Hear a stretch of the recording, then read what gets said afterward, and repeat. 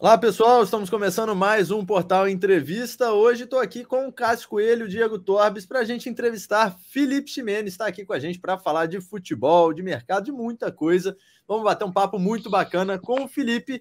Estou aqui, então, com o Torbes e o Cassião. Felipe, já te dá as boas-vindas ao Portal do Gremista, te agradecer por ter chegado aqui com a gente. Vamos para um bate-papo bem bacana aqui e já convidar o pessoal para ir assistindo com a gente e deixar nos comentários. E aí, Felipe, tudo certo? Boa noite, Bruno. Bom dia, né, Bruno? Prazer falar com você, com o Diego, com o Cássio. Vamos falar um pouquinho de futebol, falar um pouco, naturalmente, do Grêmio aí também, que certamente é um assunto que domina toda a torcida tricolor, né? Exatamente. Cassião, tudo certo, meu querido? Tudo certo, tudo certo. Valeu, Felipe, por ter aceitado conversar com a gente aqui no Portal do Gremista.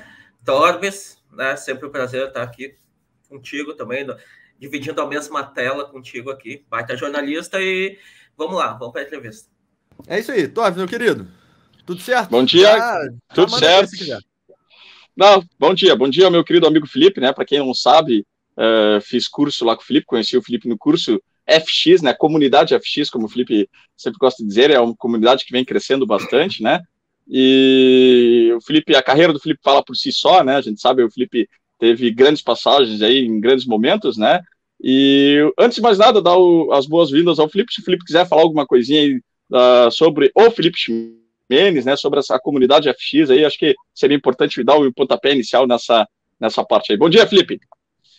Bom dia, Torbes. Eu penso assim, sabe, antes de mais nada, eu estou há muito tempo no futebol e por muitos anos, nós que somos profissionais do futebol, tivemos pouquíssimos canais para falarmos sobre realmente o que a gente faz no dia a dia, a complexidade que é o trabalho dentro de um departamento de futebol. E eu penso que nos últimos 10 anos, particularmente, a gente teve um crescimento tremendo do streaming e de pessoas que estão oportunizando para a gente falar sobre gestão de futebol de uma maneira um pouco mais profunda, saindo um pouco daquela conversa rasa do ganhou tá bom, perdeu tá ruim. Então, eu me considero assim uma das pessoas que está mais tempo nessa luta, né? E por volta de 3 anos atrás eu procurei criar um curso de gestão online, que eu tive a honra de ter você como um dos alunos. Hoje esse curso está presente em 17 países, em 23 estados do Brasil. Nós já formamos mais de 600 gestores. E eu penso, sabe, Cássio, sabe, Bruno, e toda a nação tricolor, eu penso que quanto mais espaços nós tivermos para conversarmos sobre o futebol de uma maneira um pouco mais profunda, uma maneira mais técnica e mais profissional sobre isso, eu tenho certeza que a gente vai conseguir recuperar o tempo perdido que, na minha visão, o futebol brasileiro está dos grandes centros europeus. É isso que eu imagino. Então, todas as vezes que eu tenho a oportunidade de conversar com pessoas como vocês, com canais desse tipo, eu sempre acho isso uma oportunidade fantástica para mim. Vocês podem perguntar sobre o que quiserem, da maneira que quiserem. Então é isso. Bruno, Oi, Torbes.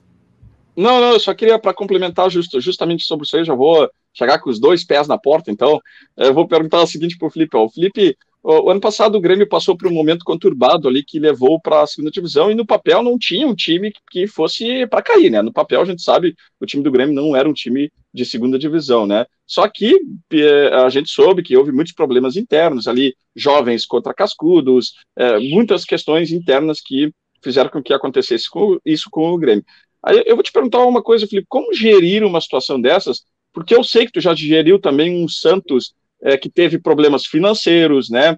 Eu me lembro que na época ali o Santos estava bem endividado, com problemas políticos também, né? A questão do presidente que tinha sido cassado. Também tu teve problemas internos com jogadores, teve um jogador que estava passando por um momento delicadíssimo, né? Teve um jogador do Santos ali, que o Santos, semifinalista da Libertadores, tinha um jogador que estava com depressão profunda, né, Felipe? Então, como é que gere tudo isso, Felipe, para não acontecer o pior como aconteceu com o Grêmio? Olha que pergunta bacana, Diego. A primeira coisa que a gente precisa entender é o seguinte: quando o resultado é ruim, na maioria das vezes, se encontra razões no passado para explicar o que você está passando no presente. Tipo assim, O resultado foi ruim, o time caiu de divisão, o time perdeu uma final, não se classificou para as finais de um campeonato. Aí você olha para trás e vai buscar justificativas que acabam ficando muito claras. Assim também, quando você tem um resultado positivo, você também olha para trás e coloca uma maquiagem mais bonita em histórias que aconteceram. Deu para ficar claro isso que eu estou dizendo, Diego? Isso é muito importante, né? Muito claro. Muito claro. Então, o que acontece? Quem poderia imaginar que um time como o Grêmio seria rebaixado para a segunda divisão ano passado? Ninguém. E talvez estes problemas já existissem em outros anos com o Grêmio conquistando. Porque ao longo de uma temporada de um time de futebol, e principalmente dentro dos gigantes do futebol brasileiro, como é o caso do Grêmio, você tem seres humanos que são casados, seres humanos que se separam, seres humanos que têm objetivos diferentes, né? Tem momentos que você não consegue colocar todos esses objetivos diferentes dentro de uma causa comum. Então, eu sempre digo que uma equipe de futebol é um organismo vivo. E o gestor, ele precisa estar muito atento a todos esses processos, né? E está observando, e está ajustando, e está buscando sempre a melhor dose para que a gente tenha a cura da doença e não transforme o remédio em veneno, né? Porque, às vezes, é só a dose que faz essa diferença, né?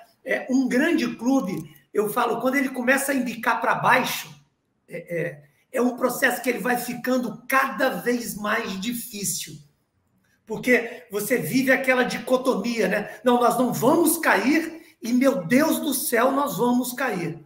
Então, eu sempre acho que a fórmula para que você diminua as chances de acontecer grandes tragédias, como é o rebaixamento de um gigante, é que você tenha uma cadeia de comando reduzida, tá? Um processo decisório que seja ágil, que seja rápido, que você não passe por muitos processos de decisão ao longo da temporada e que você consiga, de uma maneira muito eficiente, detectar rapidamente as mudanças que você precisa fazer dentro de um processo que é de um avião andando em pleno voo, né, Torbes? Então, não é simples, é uma situação muito complexa e eu posso te dizer, nem sempre eu consegui, porque se eu tivesse essa fórmula, certamente eu só teria tido sucesso na minha vida, né, Torbes? Não, é verdade. E isso que o Felipe falou, Bruno e Cássio, ele falou um ponto-chave que é sensacional, né? A dicotomia, né? Não vamos cair nos microfones. Mas internamente, a gente conversava com os diretores do Grêmio e eles estavam apavorados, dizendo, não, já aceitavam a segunda divisão. E olha, aceitavam há muito tempo, não foram assim, tipo nas 2, 3, 4, 5 últimas rodadas. Era da 10ª rodada já, final, né? Das 12 rodadas finais, 13 rodadas finais, já aceitavam que o Grêmio iria cair. Essa dicotomia aí é sensacional. Exatamente. Ô, Felipe, vou te fazer uma pergunta nessa linha ainda de mercado. Na sequência, passo para o Cação, que ele vai fazer uma pergunta específica sobre o Grêmio, uma pergunta que assombra muito os gremistas, que vem assombrando muito a gente nessa temporada. Mas, Felipe, a gente tem, como você muito bem falou, né, um crescimento da visibilidade para a importância do mercado, desse trabalho assertivo dentro do mercado do futebol. E é um mercado, Felipe, que mudou muito. Você colocou ali na sua fala inicial o período de 10 anos. É um período que, historicamente, é um período muito curto. Dá para a gente considerar que é um período muito curto para a quantidade de mudanças que a gente observou nele. E você fez também o comparativo com o futebol brasileiro, o futebol europeu. Então, assim, são várias, é lógico, a gente sabe que é moeda, a gente sabe que características, é tudo muito diferente. Mas para a nossa realidade aqui, hoje, no Brasil, há um nítido crescimento, há uma nítida evolução da importância desse trabalho sério, desse trabalho profissional no futebol dos clubes. Mas, ao mesmo tempo, Felipe, há uma falta de paciência muito grande, uma falta de compreensão, às vezes, muito grande ainda por parte dos torcedores, justamente por ser um período histórico muito curto. Às vezes um torcedor quer que o time renda, quer que o time faça grandes contratações, mas não sabe, às vezes, que é um processo muito árduo até você chegar nisso, até você acertar um departamento de futebol, até você conseguir estruturar isso como clube, né? E para depois fazer esse trabalho de mercado, um trabalho mais completo de gestão.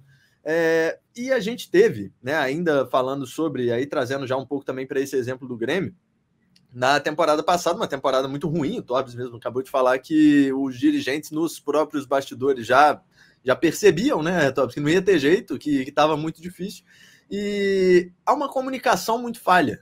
Ali aconteceu uma comunicação muito falha. Então, Felipe, queria a sua visão justamente dessa evolução e da importância também do processo de convencimento com o torcedor, da importância dessa gestão, desse profissionalismo, porque o torcedor, às vezes, o torcedor fala muito, né? Que eu quero meu clube grande, quero meu clube disputando. Primeiro, você só tem um clube ganhando uma competição a cada ano, né? Não temos 2 campeões gaúchos por ano, não temos 2 campeões da Série A, não temos 3 campeões da Copa do Brasil. Então, esse entendimento de que só um time vai ganhar e de que há um processo por trás, também é importante de convencer o torcedor de que isso é realmente muito necessário. E é um processo difícil, né, Felipe? Queria que você falasse sobre isso, concorda, se discorda? Vamos lá, Bruno. Olha só, por natureza, o ambiente do futebol ele é hostil, volátil e de altíssima pressão. Partindo desse pressuposto, você precisa entender que terão coisas que você vai conseguir mudar, terão coisas que você não vai conseguir mudar, e é preciso que você tenha equilíbrio e inteligência para saber diferir essas duas coisas. Não adianta você ficar tentando mudar variáveis que você nunca irá controlar. E a paixão do torcedor é uma delas, né? O trabalho que precisa ser feito dentro de um clube, principalmente no Brasil, ele precisa ser um trabalho paralelo e independente à percepção momentânea do torcedor ao longo de um resultado.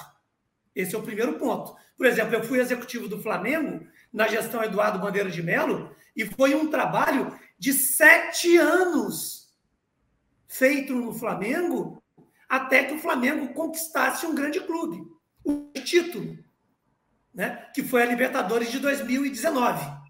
Então, para você ter uma ideia, Bruno, este trabalho ele custou um presidente como Eduardo Bandeira de Melo, que teve um processo político tentando tirar ele do quadro associativo, ele teve brigas de grupos políticos, ele teve demissões de profissionais, porém, o rumo, a direção que o clube estava tomando estava muito clara. Então, esse processo de transformação, Bruno, você não pode achar que ele vai ser um processo suave, que da noite para o dia a gente vai pegar o clube e vai transformá-lo e a gente vai passar a ganhar tudo. E tem um detalhe muito grande que você comentou de comunicação, obrigado. É muito importante que eu passe isso para toda a torcida do Grêmio. A gente confunde muito, e isso é uma falha do próprio ecossistema do futebol. A gente confunde um conceito que é o seguinte: a gente pensa que profissionalismo é sinônimo de competência e amadorismo é sinônimo de incompetência. Então, quando a gente fala profissionalizar um clube, parece que simplesmente o fato de nós contratarmos alguém que vai ser remunerado já é garantia para que o clube tenha sucesso. Existem profissionais que são incompetentes e existem amadores que são extremamente competentes.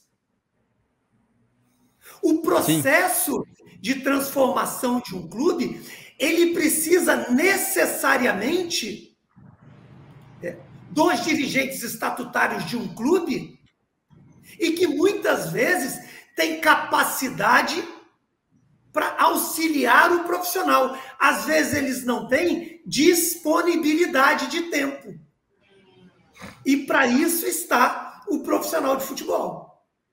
Então, é um desafio tremendo, é um processo que ele precisa ser feito dentro deste ambiente de hostilidade, de volatilidade e de pressão, e que é preciso muita força de caráter, muita segurança de que o caminho trilhado é um caminho irreversível e precisa do suporte fundamental dos poderes do clube. Sim. Eu consegui me fazer entender.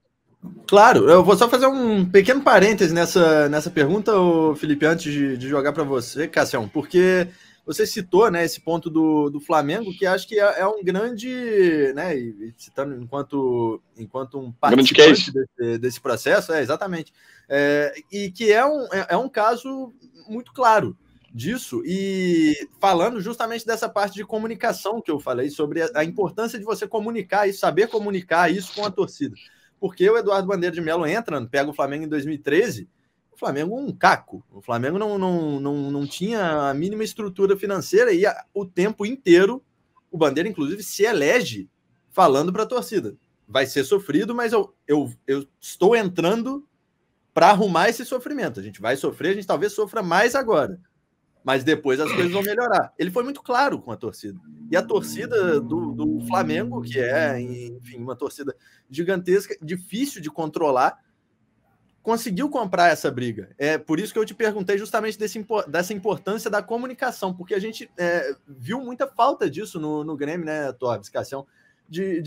Aí a gente não sabe, por não ter esse projeto claro, como o Torbes falou, nos bastidores já se admitia a queda, mas para fora se falava outra coisa. Então, é muito importante que você comunique de forma muito clara isso, né, Felipe? Como aconteceu no Flamengo. Bruno, na verdade, não aconteceu tão aquilo que eu te digo. Depois que você alcança o sucesso, a narrativa contada da história, ela fica mais bonita, sabe? A comunicação não é simples, não é um processo simples dentro de um clube, principalmente quando ela é acompanhada dos resultados dentro de campo. O que eu vejo, sabe, Bruno, é que isso está começando a mudar, e daí canais como os de vocês, espalhados pelo Brasil, dentro dos seus clubes, são fundamentais e são importantes. Por quê? Porque a mídia convencional, ela não tem interesse, não tem necessidade e, para ser muito sincero, não tem nem obrigação de ser um canal comunicador do clube e das políticas dos clubes. Rádio vende audiência, TV vende ibope. Esses canais naturais, eles estão buscando aquilo que vai atrair mais público para eles.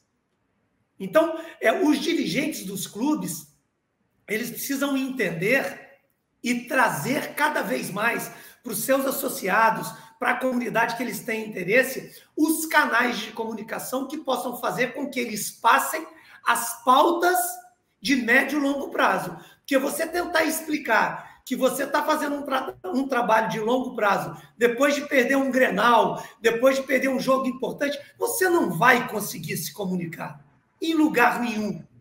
Entendeu? Então, este é um processo que, como eu disse, faz parte daquelas variáveis que a gente nunca vai conseguir controlar.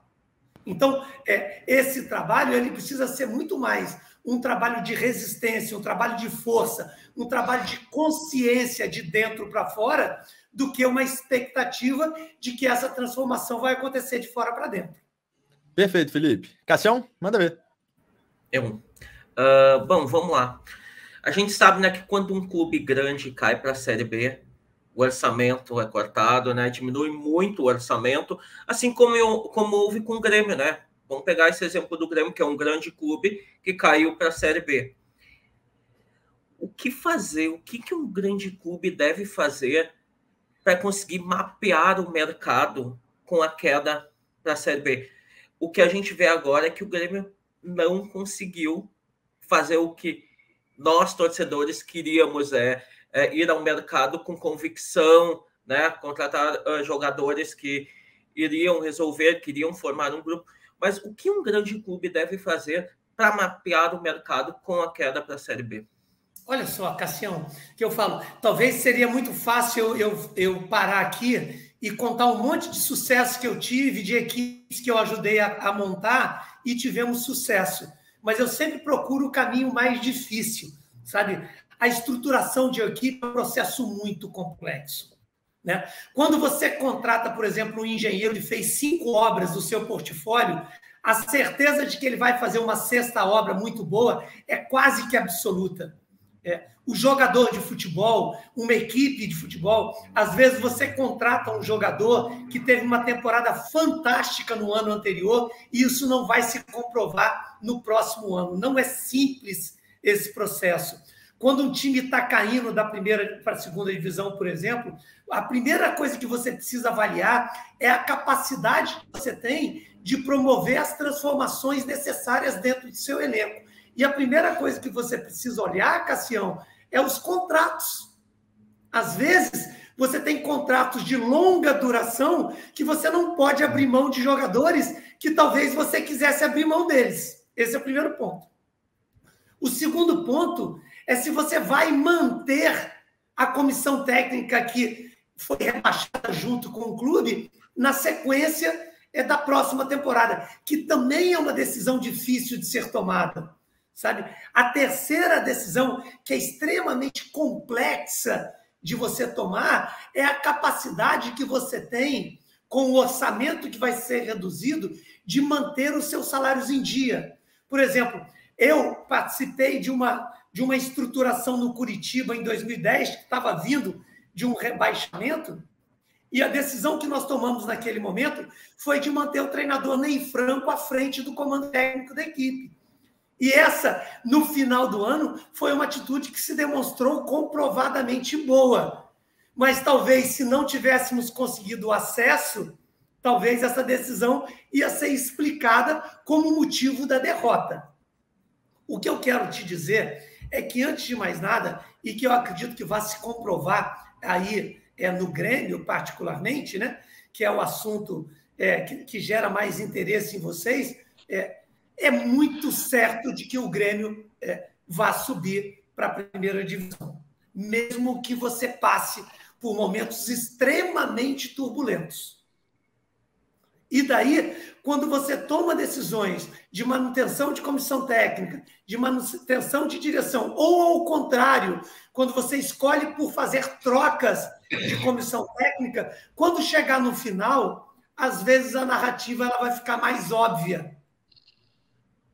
E você deve avaliar as tomadas de decisão não pelo resultado final, mas sim pela força que você teve para promover as mudanças ou manter a rota ao longo dos tropeços dentro de uma temporada. Então, o que eu posso te dizer, Cássio, para finalizar esse processo, é que não existe fórmula de sucesso. O que você precisa é tomar decisões com os elementos que você tem naquele momento para poder conduzir a sua equipe ao resultado final de uma temporada que precisa ser o retorno à Série A imediato. Porque, por exemplo, o Cruzeiro agora parece que é um sucesso total no final do ano, mas o Cruzeiro está disputando o 3º ano consecutivo de Série B. Exatamente. Você imagina o que é isso?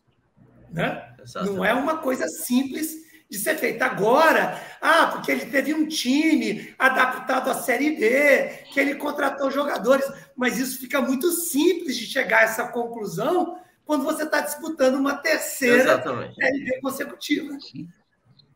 Exatamente. Ô, Bruno.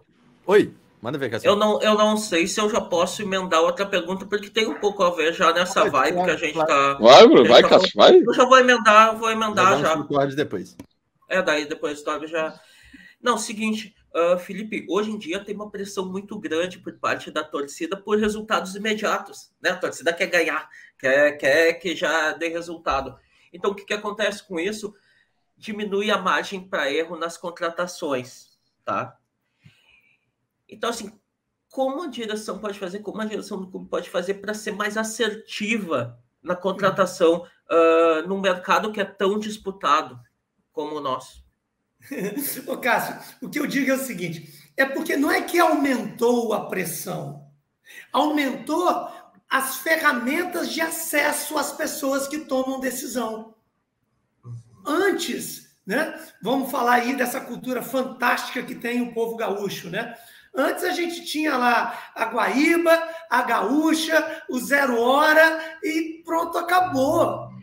Né? Hoje a gente tem inúmeros canais de streaming, então passa a sensação das pessoas que estão dentro que a pressão está cada vez maior, quando na verdade a paixão do torcedor ela sempre foi dessa maneira, sabe? Então eu não tenho, Cássio, e eu não posso fazer isso como profissional, que eu te digo, quando a gente está do lado de fora, é muito fácil da gente comentar. O que eu digo sempre, só existe uma maneira de você nunca errar no futebol, é nunca contratar. Se você nunca contratar um jogador, você nunca vai errar. Ou então você fica ali com o seu cartola, você faz 5 ligas de cartola e aquela liga que você se der bem, você vai falar que deu certo.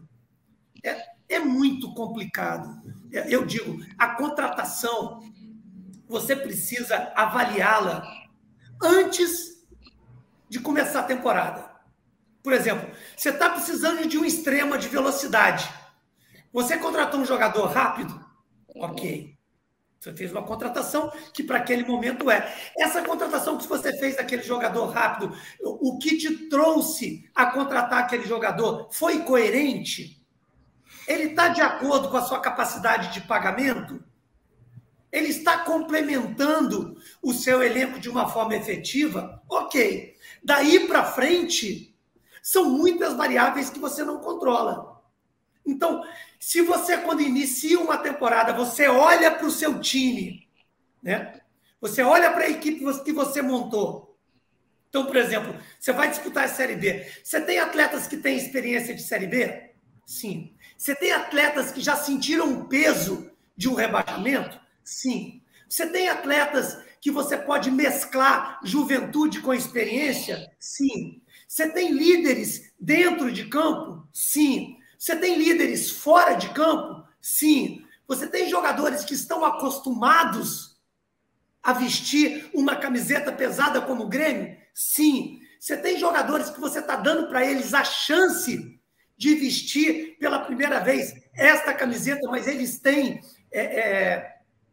ambição suficiente para disputar um campeonato como esse? Sim. Você tem jogadores que conhecem a grandeza deste clube, que conhece as conquistas deste clube, que conhece as características dessa torcida?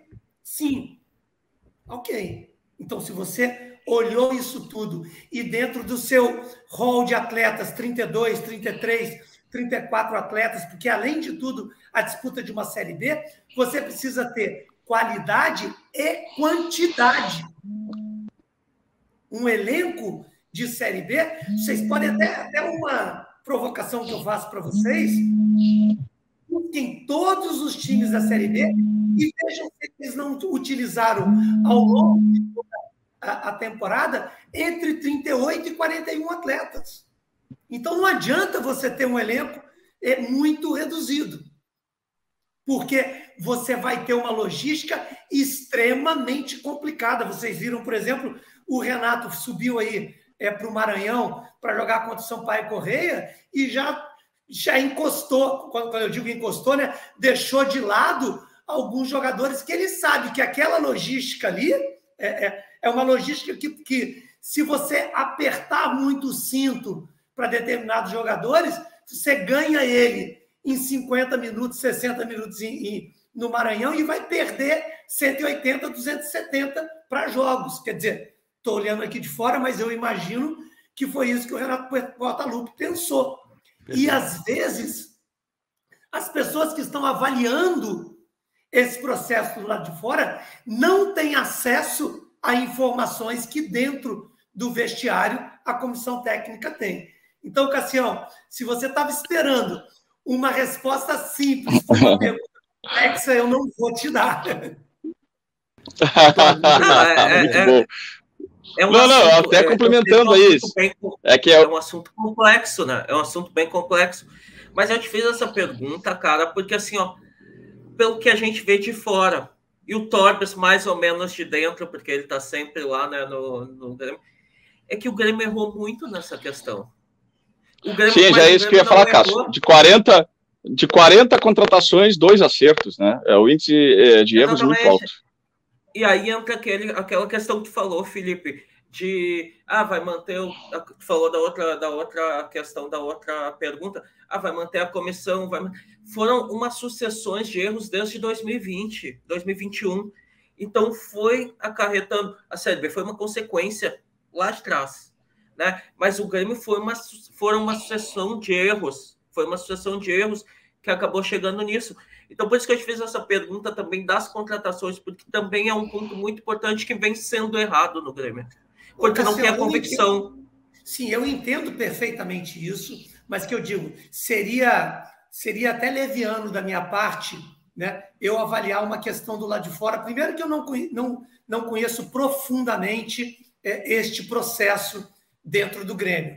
E aquilo que eu te digo, eu só penso sempre que a avaliação sobre erros e acertos, ela precisa ser bastante criteriosa e, principalmente, com a consciência que, muitas das vezes, as pessoas que estão do lado de fora avaliam as contratações com algumas variáveis que não são todas as variáveis que a pessoa que está do lado de dentro tinha no momento da tomada de decisão. O que não elimina o direito das pessoas de avaliarem, trocarem, julgarem. Isso faz parte do jogo, né, Cassião? Nós estamos aí para isso. O profissional de futebol é o que eu sempre falo, um profissional que ele normalmente é um profissional bem remunerado, é um profissional que sabe, quando está entrando dentro de um clube, o nível de cobranças que ele vai ter, e as decisões que são tomadas fazem parte do jogo. Você precisa entender que eu digo, se tudo isso for feito dentro das 4 linhas, faz parte de jogo e bola para frente. O que a gente não pode às vezes, julgar o que muitas vezes acontece aos profissionais. Às vezes, começam a julgar o caráter, começam a julgar as decisões, que aí eu acho que a gente está saindo das 4 linhas. Eu acho que isso não é correto. Justo. Perfeito. Perfeito. Não, eu já vou fugir um pouco desse lado do assunto e já vou entrar num assunto mais, vamos dizer assim, pessoal, né? Em 2017, o Felipe Ximenes esteve quase no Grêmio, né, Felipe? O que faltou, Felipe? Acho que foi o Léo Moura que tentou te trazer, né? O que faltou? Puxa vida. Não foi o Léo Moura que tentou me trazer, não. Não? Tá. Eu tinha equivocado, então. Eu participei de o Léo Moura, sem dúvida nenhuma, é um grande amigo que eu tenho, né? Trabalhamos juntos no Flamengo, naquela época ele estava no Grêmio, mas eu participei de um processo seletivo do Grêmio. Eu fui entrevistado várias vezes. Eu estava, para te falar a verdade, eu estava no hotel já em 2017 com uma expectativa muito grande. Eu vou imputar isso aí, parafraseando um pouco o Bruno, eu vou colocar isso a uma falha de comunicação. Eu acho que foi uma falha de comunicação. Eu fiquei muito triste porque era um processo que eu estava realmente muito, muito confiante, mas infelizmente não aconteceu. Eu vou colocar isso a uma falha de comunicação, mas tudo bem. Deus sabe o que faz nesses momentos. Com certeza, com certeza. Eu até, não pela proximidade que eu tenho com o Felipe há um bom tempo já, mas eu sempre deixei bem claro, e todas as minhas redes sociais sempre coloco, eu ainda quero ver o Felipe atuando do Grêmio, né? E quem sabe não está próximo aí, guris. É isso. Ô, Felipe, vou te fazer uma pergunta agora também relacionada, né, a essa estrutura que a gente tem do Grêmio para a sequência. E aí, Felipe, a gente traz, né, só situações do Grêmio para contextualizar, é lógico, dentro da sua experiência dentro do futebol. O Grêmio está entrando agora, a gente está num período em que, num tempo muito curto, acontecem várias coisas com o Grêmio, né? O Grêmio, se a gente pegar em 2 anos, né, do começo do ano passado até o começo do ano que vem, a gente teve a saída do Renato, que era um técnico que estava com a gente há 4 anos e meio, e aí a gente teve a chegada do Thiago Nunes, saiu o Thiago Nunes, chegou o Filipão, saiu o Filipão, chegou o Mancini, saiu o Mancini, o Grêmio caiu O Grêmio disputa uma Série B, o Grêmio vende 2 laterais direitos, o Grêmio traz um lateral direito para compor o seu elenco como titular, sobe um lateral da base para ser o reserva dele, resolve que o lateral reserva não serve, dispensa o Orejuela, que era o jogador que tinha chegado, traz outros 2 laterais direitos, nenhum se encaixa, enfim, uma complexidade gigantesca num ano que ainda acaba com uma eleição no Grêmio. Então o Grêmio vai mudar uma gestão com todo esse contexto para montar um elenco. E aí, como a gente já estava falando sobre essa pressão que você colocou... Bruno, lembrando que ainda tem 18 contratos a se encerrar. Lembra isso ainda. Exatamente. Então, assim, é um contexto muito complexo, Felipe, com uma direção nova assumindo. Então, você, colocando isso nessa situação, você chegou no clube, você está com essa responsabilidade no clube de tocar esse projeto para frente a partir, né, lógico, que mesmo com nomes conhecidos, a gente tem hoje o Alberto Guerra e o Odorico Roman como principais candidatos a essa vaga, são nomes que já conhecem o Grêmio. Mas é um contexto, Felipe, de uma turbulência além do normal que a gente percebe. E num contexto que financeiramente é desfavorável, num contexto em que há uma pressão, nesse caso específico, um pouco maior da torcida, porque a torcida está, sim, machucada com o que está acontecendo, para chegar e fazer num ano ainda mais específico, que você tem uma Copa do Mundo, então a pré-temporada ela vai ser toda diferente, para você assumir o clube e ter que montar esse projeto para criar um time competitivo na próxima temporada. Sei que você já falou que tem pontos ali que você não controla, óbvio, né? Que você não sabe se o jogador, se você contratar o que eu falo sempre aqui no portal também. O Messi no PSG foi uma aposta, querendo ou não. E na primeira temporada dele não rendeu o que se esperava, apesar de ter jogado sim como o Messi. Ô Felipe, dentro desse cenário, dessa estrutura toda, é um desafio gigantesco para uma direção, para um departamento de futebol assumir um clube dentro desse contexto, né? Puxa vida, e assim, eu quero tomar muito cuidado, né? Até porque falar sobre isso aqui do lado de fora tem questões éticas muito importantes que a gente precisa respeitar, né? Eu quero... Porque às vezes fica parecendo, você está conversando sobre isso, às vezes fica parecendo que você está até se oferecendo a qualquer coisa, que não é o caso, né? Isso sim, claro. É muito importante de ser colocado isso. Eu acho que, antes de mais nada, eu acho que um profissional de futebol ele precisa respeitar os profissionais que estão trabalhando no clube no momento. Eu sempre procurei, independentemente do clube que eu trabalhei, quando você chega, é importante que você converse com a pessoa que está entregando o trabalho para você, que eu não sei nem se é o caso, eu nem sei o que eu quero falar conceitualmente, né, Bruno, porque eu não tenho conhecimento e nem autoridade para falar isso de uma forma efetiva. Eu penso que, antes de mais nada, você precisa se isolar, blindar completamente a percepção momentânea do que o clube está vivendo, da projeção do futuro. Isso é fundamental. Segundo ponto, eu penso que, antes de mais nada, você precisa estruturar qualquer trabalho hoje pensando na sua capacidade de pagamento, a capacidade que você tem de cumprir com o seu orçamento. Eu acho que não cabe mais no futebol brasileiro um processo de pedalar dívidas. Eu acho que isso é fundamental de você fazer. E, para isso, você precisa analisar profundamente aquilo que eu falei, os contratos que você tem em mãos. Isso é fundamental.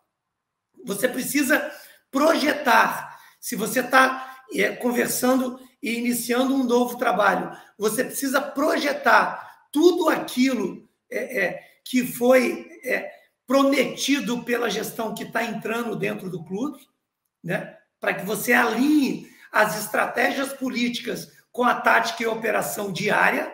Eu acho isso fundamental que seja feito.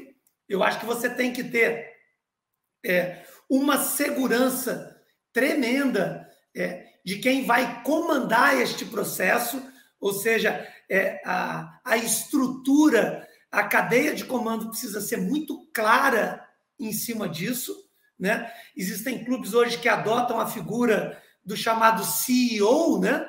Mas quando você tem um CEO dentro de um clube que 98% dele é futebol, você tem que ter uma estrutura que a pessoa que vai comandar o futebol, ela precisa estar, às vezes, em igualdade de condições de tomada de decisão com este CEO. Então, tem clubes que adotam o chamado CSO, né? O Chief Sportive Officer, que é aquele cara que, juntamente com o CEO administrativo, vai alinhar orçamento, montagem de equipes e tudo mais. Então, este é um processo que ele precisa ser definido antes do início do trabalho. Eu acho isso fundamental para que seja feito também. Para que você possa dar para o comando técnico, que é a figura central de um departamento de futebol, a tranquilidade suficiente para que ele estruture a equipe dentro do que ele imagina em termos de ideia de jogo, mas também de acordo com as diretrizes de um clube. Eu acho que isso não é o Grêmio, é qualquer clube. Ele precisa pautar o seu trabalho em cima desses pilares para diminuir a margem de erro. Eu acho que isso é fundamental. Não sei se eu me expressei bem, mas eu acho que é por aí. Claro. Não, e dentro dessa fala do Felipe, Bruno e Cássio, vou fazer um marketing pessoal, né? Vocês lembram o que eu falei esses dias aqui num programa nosso, o Hora Tricolor, e comentando?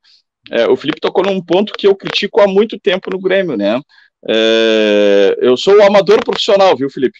Porque olha o que eu falei, que a estrutura organizacional do Grêmio estava errada, porque o Grêmio tem a estrutura organizacional é o presidente, aí ao lado do presidente, embaixo do presidente os vices é o conselho de administração, e logo abaixo, comandando toda a cadeia, incluindo o futebol, o CEO, sendo que nós temos um CEO que vinha de uma indústria, não tem o conhecimento do futebol para fazer a intromissão no futebol, e isso fica evidenciado nessa fala do Felipe aí, que tinha que ter o CEO e o CSO, né, que seja a pessoa um pouquinho mais especializada no futebol, né, e isso é uma crítica que eu venho fazendo há muito tempo, e eu fiz no último dia.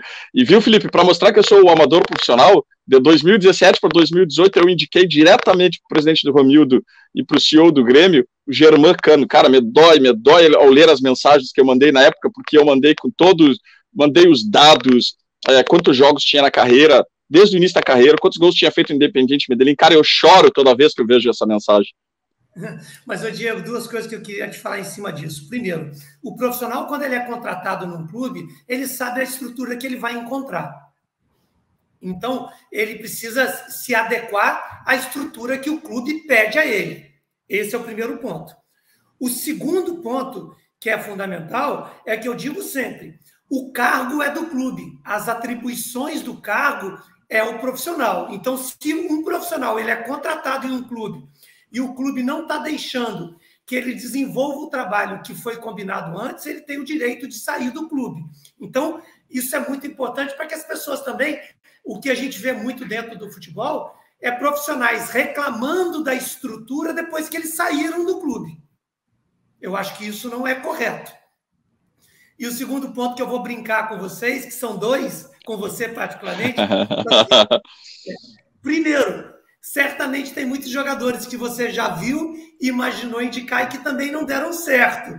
E o segundo ponto é que muitas das vezes, se por acaso o Germán Cano fosse para o Grêmio, não é garantia que ele teria o sucesso que ele está tendo no Fluminense, porque são coisas que acontecem dentro do futebol, né? Às vezes ele se adapta aí, melhora uma cidade, melhora outra. Isso muitas vezes não é garantia, né, Diego? Isso é verdade. É verdade que a gente teve o caso do Marinho aqui, né, Bruno? Não se adaptou aqui, depois no Santos foi muito bem, trabalhou com o Felipe, inclusive, foi muito bem lá, e aqui não se adaptou, né? Exato. O famoso futebol não é uma ciência exata, né? Tá longe de ser uma ciência exata, mas, Cassião, falamos muito de chegadas. Temos uma pergunta sobre saídas agora para o Felipe, que também é importante, que a gente enfrenta bastante no Grêmio, né, Cassião? Tá mudo aí, meu querido. Agora sim. Não, Felipe, eu vou tocar um pouquinho nessa parte financeira, que eu vou te perguntar, assim, como que o clube ele precisa agir para fazer boas contratações, mas não só isso, a questão de ciclos, tá? O Grêmio hoje não, sempre teve esse problema de saber encerrar ciclos. Porque fica assim, ó, Felipe, vou te dar um exemplo de técnico, tá? Sempre os mesmos nomes, e gira a roda sempre o mesmo nome, mesmo jogadores, a mesma coisa. Vou procurar um lateral direito, já sei, vou trazer o Edilson, que já foi campeão, vou trazer tal jogador que jogou bem aqui, Douglas Costa, Lucas Leiva. Cara, como saber encerrar o ciclo dos jogadores que estão no clube e ir ao mercado com uma inteligência financeira para fazer boas contratações? Então, Cassião, é mais uma daquelas perguntas complexas, né? Você precisa, esse é um processo que a linha tênue que divide, né? A decisão correta da decisão errada que você toma, e normalmente ela só vai ser avaliada no futuro. É um processo extremamente complexo, né? Que ele depende de variáveis que você precisa estar atento, observando e buscando os sinais mais finos que a gente recebe ao longo de um processo, e você precisa ter, como eu disse, autonomia para tomar as decisões, você precisa ter acesso a informações que são relevantes, né, Cassião? Muitas das vezes, a gente quer ter todas as informações. E quando a gente tem todas as informações, ao invés de nos trazer mais certeza, isso nos traz mais dúvidas. A análise de desempenho, e eu falo isso com muita tranquilidade, porque eu já fui analista de desempenho há muitos anos atrás. As pessoas me chamavam de cinegrafista, só para você ter uma ideia, porque eu filmava os treinos das equipes que eu trabalhava. Me desculpe. A análise de desempenho, a gente tem que tomar muito cuidado, porque às vezes a gente traz tantos dados que eles nos confundem. Para você explicar uma contratação de um atleta de mais idade, você fala que ele é mais experiente. Para você justificar a contratação de um atleta de menos idade, você fala que ele é mais jovem. Agora, para você criticar a contratação de um atleta experiente, você fala que ele é velho. Para você criticar a contratação de um jovem atleta, você fala que ele não tem experiência. Então, os mesmos argumentos, eles são olhados de prismas diferentes se você quer criticar ou se você quer elogiar. Da mesma forma, isso vem para treinadores, isso vem para diretores, isso vem até para políticos, né? Quando você quer transformar um clube, nós precisamos de juventude, de força nova. Outras vezes o clube está em momentos de dificuldade e você quer repaginar diretores que já passaram pelo clube e às vezes até políticos, né? Que tiveram vidas fantásticas aí na vida pública, mas às vezes 10 anos, 20 anos, 30 anos atrás, onde a realidade é outra. O que a gente precisa, antes de mais nada? A gente precisa falar e praticar 2 conceitos fundamentais no futebol: gestão e governança. A gestão e a governança, ela liberta o clube das pessoas.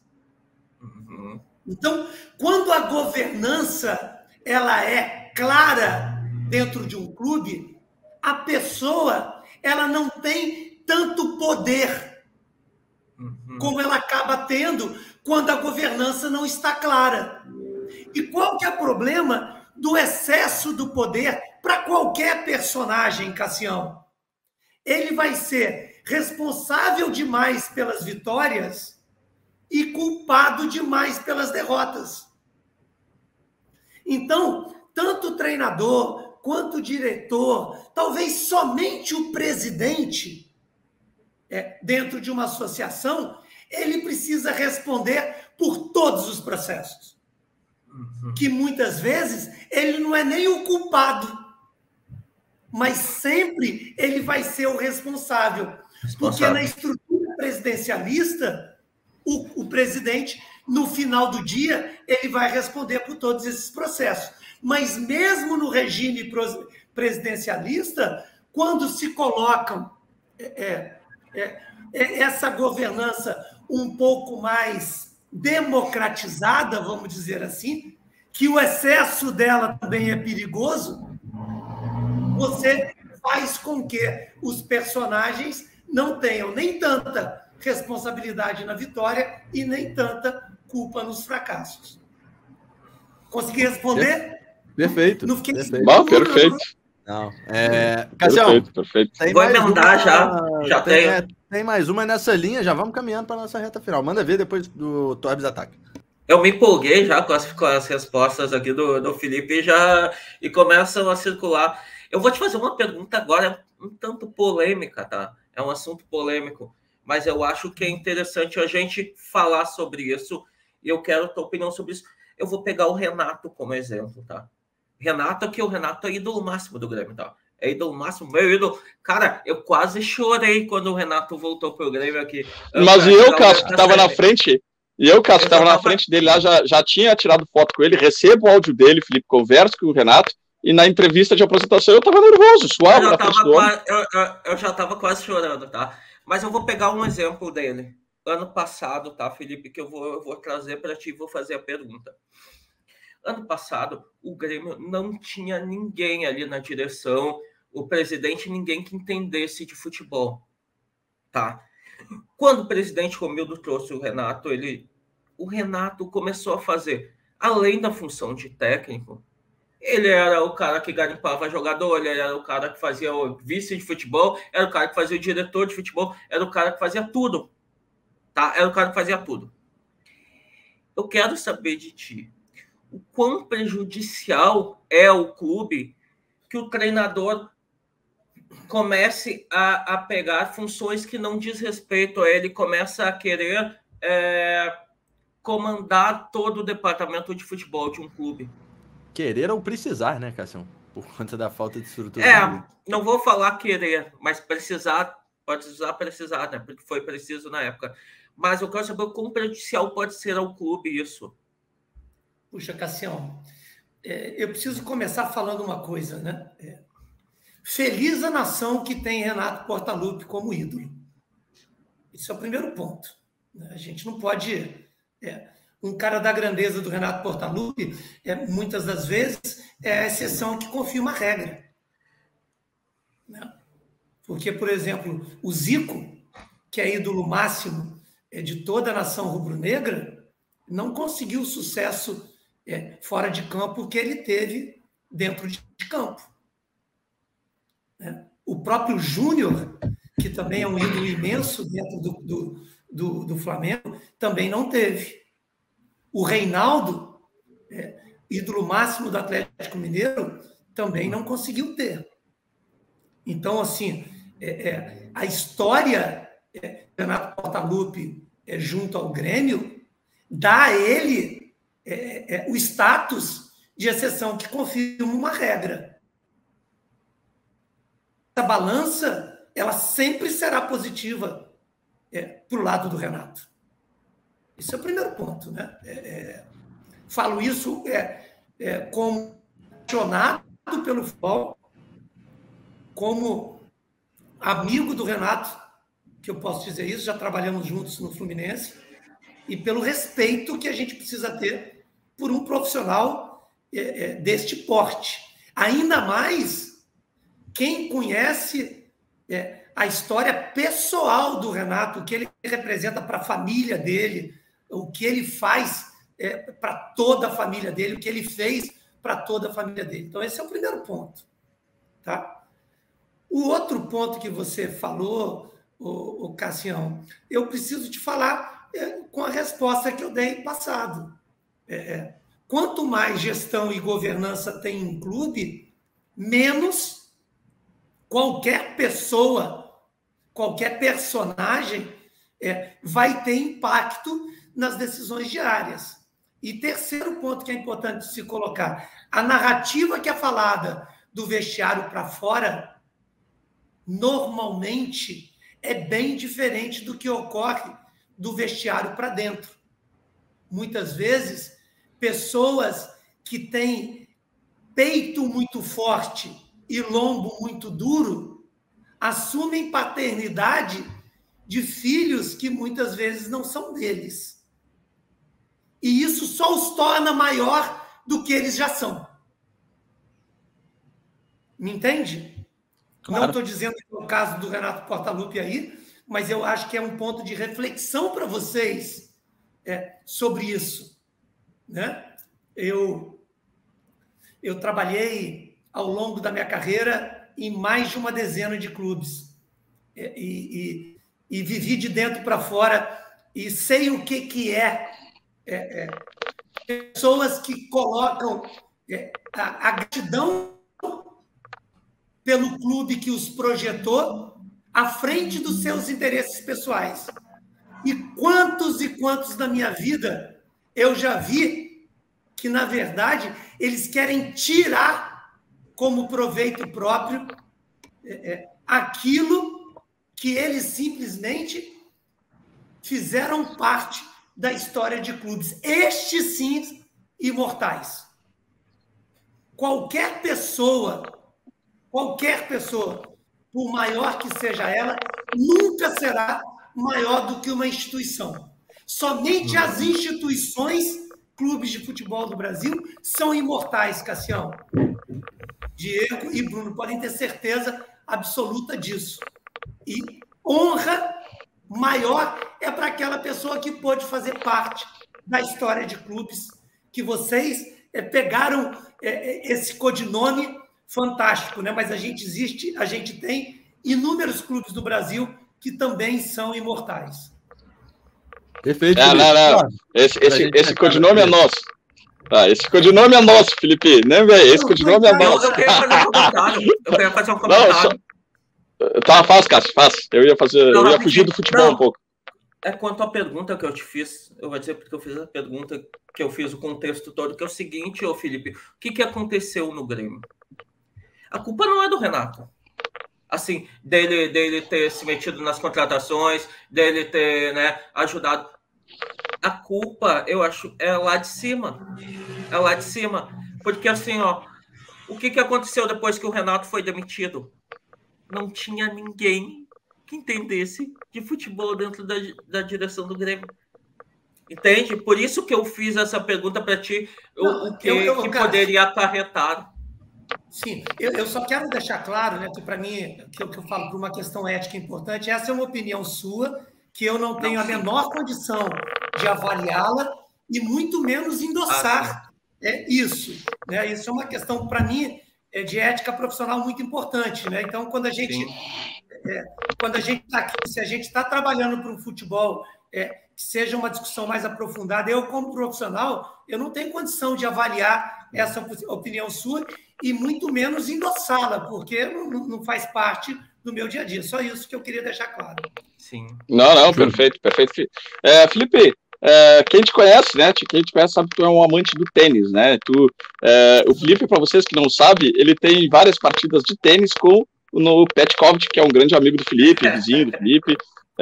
Eu não sei quem é que aumenta um pouco as vitórias, se é o Felipe ou se é o Petkovic, né? Eu não sei qual dos dois aumenta ali, quem ganha de quem mais, né? Porque nas aulas ali com o Felipe, o Pet sempre fala que ganha mais, né, Felipe? Como foi, Felipe, essa despedida do Federer aí das quadras, né? Eu queria que, como um amante do tênis, também tu pudesse falar um pouquinho.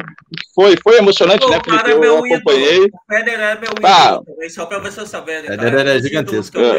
Cara, eu olhei a despedida, olhei a partida e tudo ali, e lembrei de ti, Felipe, na hora, viu? Na hora lembrei de ti ali. Então eu queria que tu falasse um pouquinho sobre você, porque eu sei que tu é um amante do tênis, né?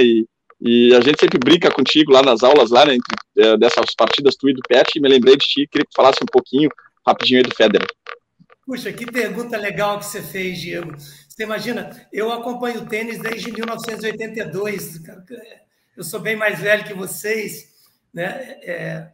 E eu vi parar Ivan Lendl, John McEnroe, aqui no Brasil, Thomas Koch, Carlos Alberto Guimarães, puxa vida, Guga, e aí todo, mas o Federer, rapaz, que é isso, cara? Aquele cara, ele aproxima, talvez tenha sido o tenista que sendo desumano, tenha se aproximado mais da humanidade, né, cara? Aquele cara, até eu me arrepio só de pensar, né, cara? Porque como que aquele cara, sendo tão diferente da gente, se fez igual, né? Como que aquele cara pôde passar uma carreira ganhando o que ele ganhou e tendo se mostrado próximo, humilde, e não humilde no sentido de parecer que é algo de quem não é, mas humilde no sentido de humus, de fertilidade, né, cara? De terreno fértil, um cara que, pelo amor de Deus. E quando a gente viu, né, cara, o seu maior rival jogando ao seu lado e chorando. Chorando, né? Chorando. Como o Miura chorou. Ô, meu, eu achei que só eu fosse chorão, tá? Mas eu chorei quando eu assisti. Eu chorei também. Cara, eu aprendi a gostar de tênis com meu avô. Meu avô fica o dia inteiro assistindo todos os campeonatos. Tu perguntar para ele, ele conhece todos. Mas o Federer, depois do Guga, foi o ídolo dele, assim, do tênis, foi o ídolo. Foi o ídolo. Cara, o cara era um monstro jogando. Era um monstro, tá? Não tem igual. Gigantesco, como a gente costuma dizer. E fazia parecer simples, coisas absolutamente impossíveis de se fazer. Que coisa. Como que ele passou liso? Eu falo, o atleta que consegue passar liso por uma carreira, né? São tão poucos. Eu digo, por exemplo, o Júnior é um atleta que passou dessa maneira liso, né? O Tinga, que conseguiu ser ídolo aí em 2 times rivais, eu acho que é outro também que a gente precisa ter o respeito. O Zico, né? Que também passou dessa forma. O Albert no voleibol, né? O Guga, né? No próprio tênis. São raríssimos, né? São raríssimos atletas que são assim. Obrigado pela pergunta, Diego. Puxa, para te ver como eu tenho admiração. Eu ganhei mais que o Pet. Viu? Viu, Felipe? Como eu tenho admiração por ti, realmente, que eu lembrei disso aí, na hora. Cara, me lembrei de ti na hora, Felipe. Na hora eu lembrei, sabe? Lembrei, essa hora eu vou ter que mexer com o Felipe, essa aqui. Passa demais. O Federer é um gigantesco. Fechamos, olha só, né? Como é que o nosso portal entrevista é uma coisa espetacular. Fechamos simplesmente com o Roger Federer, que é um monstro do tênis que se despediu. O choro do Nadal, o choro também da galera. Viu, Bruno? Só para encerrar da minha parte, Bruno, o McEnroe, né, o Joe McEnroe, o Big Mac, como era chamado, era polêmico, encrenqueiro, mas jogava demais. O Felipe era da turma do rock and roll, hein? Olha aí! Turma do rock and roll, exatamente isso. Eu sou do rock and roll, hein? Olha aí! Massa demais. Pessoal, fechamos mais um Portal Entrevista. Felipe, quero te agradecer por ter chegado aqui com a gente. Um baita bate-papo sobre futebol, sobre o mercado, sobre o cenário atual do futebol. Sempre importante a gente trazer esse debate aqui para o Portal do Gremista, né? A gente sempre abre esses espaços para falar sobre o jogo em si, não só sobre o Grêmio, né? Cassião, Torbes, meus queridos, prazer sempre estar com vocês por aqui. Felipe, te agradecer mais uma vez. Bem-vindo ao portal e portas abertas para você retornar sempre. Bruno. Foi um papo delicioso. Muitíssimo obrigado, Cassião, meu querido Diego, Bruno. Eu posso falar o meu Instagram? Claro, lógico, por favor. Claro, por favor, deve. É @Felipe Ximenes. Mas só adiantando, né? E o Diego sabe muito bem disso. No meu Instagram eu não utilizo para falar sobre o futebol no dia a dia, quando eu estou em um clube, mas falar sobre conceitos de gestão. Eu sou um apaixonado pelo futebol, pelo esporte, e o que eu quero muito é que a gente tenha condições de aprofundar a discussão sobre o esporte no país, né? Tudo que eu conquistei na minha vida eu devo ao esporte. Eu me formei numa universidade federal e eu tenho um compromisso que tem mais de 36 anos com o esporte brasileiro. Então, ali, eu discuto gestão, discuto futebol. Eu acho que isso é muito bacana. Eu quero deixar aberto, a gente não pode tratar as coisas com violência. Ontem a gente teve um episódio muito triste de violência entre a torcida do Cruzeiro e a torcida do Palmeiras. Isso realmente entristece demais quem é apaixonado pelo futebol. O futebol, como a gente sempre gosta de falar, né, é a coisa mais importante das coisas menos importantes da nossa vida. Muito obrigado. Foi um prazer estar com vocês. Valeu, Felipe. Valeu, Cassião. Valeu, Torres. Viu, Bruno, só para encerrar, né, para quem também quiser aí mais informações ali da comunidade FX ali, do Felipe ainda tem os seus cursos ali, tá? Pode também entrar em contato ali no Instagram, né, Felipe, procurar ali, né, sobre a comunidade FX, né? Pode sim, vai ser um prazer. Cassião? Bruno, eu quero corrigir o Bruno, que o Bruno, ele disse o seguinte: obrigado pelo papo de futebol. Eu vou dar uma corrigida no Bruno. Obrigado pela aula de futebol que a gente teve aqui. Porque é muito bom te ouvir falar sobre futebol, cara. Eu gosto muito de ouvir quem entende, quem respira o futebol. Eu gosto muito de ouvir falar porque sempre é uma aula, tá? Então eu queria te agradecer de novo. Muito obrigado por estar aqui com a gente hoje, conversando sobre futebol. Cassião, eu agradeço muito. É que eu falo, a gente já está há bastante tempo nessa estrada, mas eu quero dizer para vocês que todo o meu conhecimento ele foi construído dentro de campo, ganhando e perdendo o jogo, aprendendo, sofrendo nas derrotas.